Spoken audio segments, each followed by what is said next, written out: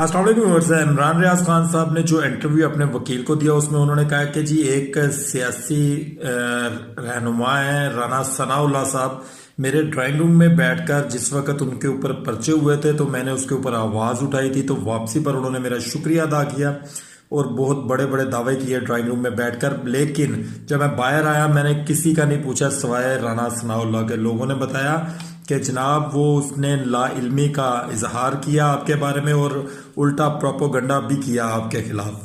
तो वो कहते हैं कि वो मेरी टीम को कुछ दिन पहले कॉल्स करते रहे हैं कि ये पॉलिटिकल स्टेटमेंट्स थी, काइंडली इसको जो है वो आप लोग सीरियस मत लीजिएगा, ये पॉलिटिकल स्टेटमेंट्स हैं। इंसान जब कभी किसी के बारे में बात करता है तो इंसान उसकी अच्छाइयाँ भी याद करता है। अगर किसी के साथ कभी किसी ने अच्छा किया हो तो इंसान को उसका ख्याल रखना चाहिए और उसकी उन चीज़ों का भी ख्याल रखना चाहिए जो उसके साथ उसने मुश्किल वक्त में किया हो।